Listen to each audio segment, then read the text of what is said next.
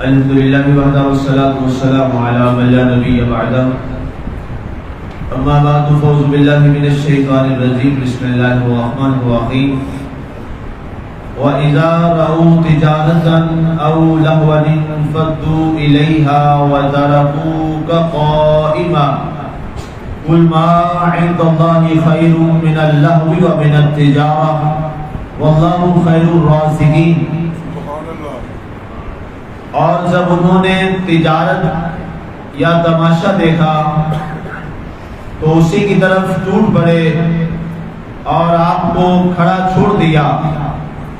اے پیارے حبیب صلی اللہ علیہ وسلم آپ فرما دیجئے اللہ کے ہاں جو کچھ ہے وہ کھیل تماشوں اور کاروباروں سے بہت بہتر ہے اور اللہ تعالیٰ کی سب سے بڑھ کر بہترین روزی عطا فرمانے والا ہے۔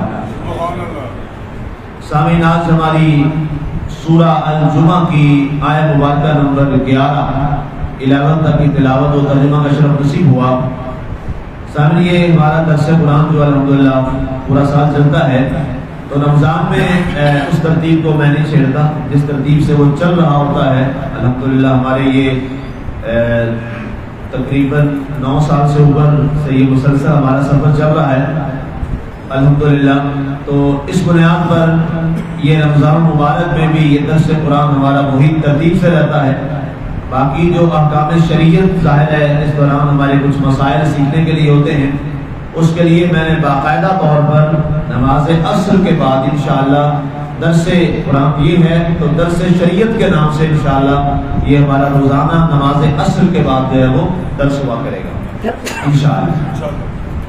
سامعین، اس میں رب ذوالجلال نے اس آیت مبارکہ میں سورہ جمعہ کی آخری آیت مبارکہ ہے، اس میں اللہ تعالیٰ نے اس بات کا پھر کل والی آیت مبارکہ کے بعد اس بات کا پھر اعادہ فرمایا کہ تجارت اور کاروبار یہ نماز سے افضل نہیں، اس لیے کہ تجارت میں تم اپنی خواہشات میں ڈوب جاتے ہو، لیکن نماز جمعہ اور خطبہ جمعہ وہ ہے جو تمہیں اللہ اور اللہ کے رسول کی ذات کے قریب فرما دیتا ہے۔ اس آیت مبارکہ کا شأن نزول یہ ہے کہ پہلے ہوتا یہ تھا کہ نماز جمعہ پہلے ادا ہوتی تھی اور اس کے بعد خطبہ جمعہ ہوتا ہے۔ اب تو یہ ہوتا ہے نا کہ پہلے خطبہ جمعہ ہوتا ہے اور پھر اس کے بعد نماز ہوتی ہے۔ اول زمانے میں یہ تھا اس آیت مبارکہ کے نازل ہونے سے پہلے کہ پہلے سرکار دو عالم صلی اللہ علیہ وسلم نماز جمعہ پڑھاتے اور نماز جمعہ کے بعد پھر خطبہ جمعہ ارشاد فرماتے۔ ایک دفعہ ایسا ہوا کہ آپ خطبہ جمعہ ارشاد فرما رہے تھے، نماز جمعہ ادا ہو چکی، صحابہ نماز جمعہ پڑھ چکے، ادا کر چکے، تو اچانک ایک قافلہ تجارت آیا دہیا سے، حضرت دہیا کا۔ تو جب وہ آتے تھے ان کے بارے یہ ہے کہ جب وہ قافلہ آتا تو لوگ جاتے دوڑ کر، اور بعض یہ ہے کہ جناب کچھ طبل بجاتے جو عرب کا وہاں کلچر تھا، تو اس کے بعد ان کو بڑا اچھے انداز سے ریسیو کیا جاتا اور ان کے ساتھ جو ہے وہ تجارت کا معاملہ کیا جاتا۔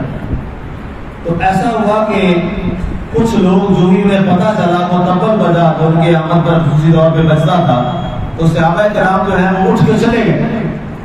روایات میں آتا ہے کہ 15 صحابہ، ایک روایت میں ہے کہ 20 صحابہ، ایک روایت میں 40 کی روایت بھی ہمیں ملتی ہے کہ وہ لوگ چلے گئے تاکہ اپنا جو تجارت کا وہ سامان لیتے ہیں وہ لے لیں۔ جیسے ہمارے یہاں عام طور پہ خطبہ ہو رہا ہے، لوگ چلے جاتے ہیں، کاروبار ہے، دکان ہے، یہ وغیرہ وغیرہ، تو اس انداز میں وہ چلے گئے۔ تو اللہ تعالیٰ کو یہ انداز پسند نہ آیا کہ میرا محبوب صلی اللہ علیہ وسلم خطبہ ارشاد فرما رہا ہے، میرا پیارا حبیب واعظ و ارشاد فرما رہا ہے، اور یہ لوگ اپنے کاروبار کے لیے، کام کے لیے چلے گئے ہیں۔ تو فوراً یہ آیت مبارکہ اللہ تعالیٰ نے جبریل کے ذریعے نازل فرمائی اور ارشاد فرمایا وَإِذَا رَأَوْا تِجَارَةً أَوْ لَهْوًا انفَضُّوا إِلَيْهَا وَتَرَكُوكَ قَائِمًا۔ فرمایا پیارے حبیب جب انہوں نے تجارت کے لیے اور اس طبل کی آواز کے لیے آپ کو تنہا اکیلے چھوڑ دیا، آپ وہاں اکیلے قیام فرما کے آپ خطبہ ارشاد فرما رہے تھے تو انہیں ایسا نہیں کرنا چاہیے تھا. قل اے نبی فرما دیجئے ما عند اللہ خیر، جو اللہ کے ہاں اجر و ثواب ہے وہ بہت بڑا ہے. من اللہ بھی و من التجارہ، اس لاभ و لابھ سے بھی اور تجارت سے بھی. کاش لوگوں کو یہ سمجھ آ جاتا کہ تجارت سے، کاروبار سے اور روزی کمانے والے اسباب سے کہیں زیادہ بہتر ہے اللہ کے ذکر کو سننا، اللہ کے ذکر میں بیٹھنا. یہ آیت مبارکہ ہمیں بھی بڑے غور سے سننی چاہیے. آج ہمارے مزاج بھی ایسے ہو گئے ہیں چونکہ سورہ ہے ہی سورہ جمعہ کے حوالہ سے، اس پہ انشاءاللہ الگ خطبہ ہوگا، انشاءاللہ جمعہ پہ ہم رکھیں گے کوئی موقع ملا موضوعات میں سے. تو ہمارا حال بھی اب وہی ہو گیا ہے. اب چونکہ خطبہ پہلے ہوتا ہے اور نماز بعد میں ہوتی ہے، اس آیت کے بعد خطبہ سننا واجب قرار دے دیا. اب خطبہ جمعہ سننا واجب ہے، ضروری ہے. اور اگر خدا نخواستہ خطبہ جمعہ رہ گیا تو نماز میں سود، کیونکہ آپ نے واجب چھوڑ دیا. جیسے عشاء کی نماز ہے، آپ فرض پڑھ لیں اور واجب ادا نہ کریں، یا نماز ادا ہو جائے گی؟ نہیں، واجب کی قضا آپ پر لازم رہے گی. لہذا جب کسی عشاء کی نماز قضا ہو تو باقیوں میں صرف فرض پڑھے جاتے ہیں. عشاء میں 4 فرض کے ساتھ 3 وتر بھی قضا کیے جاتے ہیں، کیونکہ وہ کیا ہے؟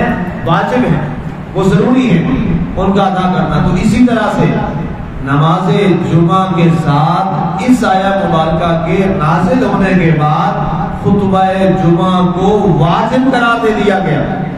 اس لیے کئی دفعہ میں یہ عرض بھی کر چکا ہوں کہ جب خطبہ جمعہ ہوتا ہے تو خاموشی کے ساتھ سننا، ادب سے بیٹھنا، کھڑے ہو کے نہیں، بیٹھ کے ادب اور احترام اس کو سننا واجب ہے. اور اللہ کے رسول صلی اللہ علیہ وسلم نے فرمایا اس دوران ایک لفظ بولنا بھی گناہ میں شامل ہے. اتنی بد سختی آ گئی، اس خطبہ کے سننے پر ضروری قرار دے دیا گیا. اور اس کے بعد اللہ تعالیٰ نے جو آخری الفاظ ارشاد فرمائے اس سورہ مبارکہ کے اختتام پر، وہ کیا ہے؟ واللہ خیر الرازقین، واللہ خیر الرازقین. فرمایا پیارے حبیب یہ سوچ رہے ہیں کہ آپ کا خطبہ چھوڑ کر، آپ کی دعوت و ارشاد کو چھوڑ کر یہ لوگ وہاں گئے ہیں اور انہیں وہاں زیادہ فائدہ ہوگا، تو اللہ اگر نہ چاہے تو کیا تمہارے کاروباروں میں برکت آ سکتی ہے؟ فرمایا نہیں آ سکتی.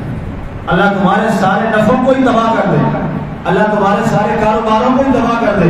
اور اگر اللہ نہ چاہے انسان دن رات صبح و شام جتنی محنت کر لے اس کو کچھ نفع نہیں مل سکتا اگر میرا مالک اس کے لیے تجارت میں نفع نہ چاہے.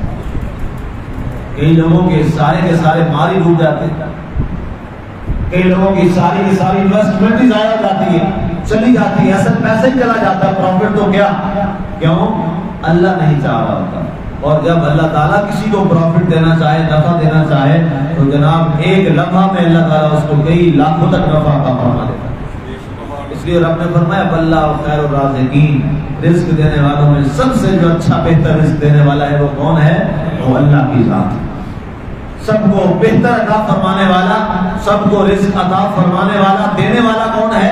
وہ اللہ تعالیٰ کی ذات ہے. لہذا ان کو چاہیے یہ تھا کہ یہ یہاں بیٹھے رہتے اور رزق کے حوالہ سے بھروسہ اور توکل اور اعتماد کے ساتھ میں کرتے اللہ کی ذات پر.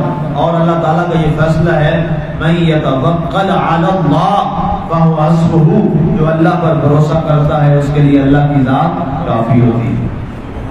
الحمدللہ ہماری سورہ جمعہ اس کا ترجمہ و تفسیر آج ہمارا مکمل ہوا، اور انشاءاللہ کل نئی سورہ مبارکہ سورۃ المنافقون اس کا آغاز کریں گے.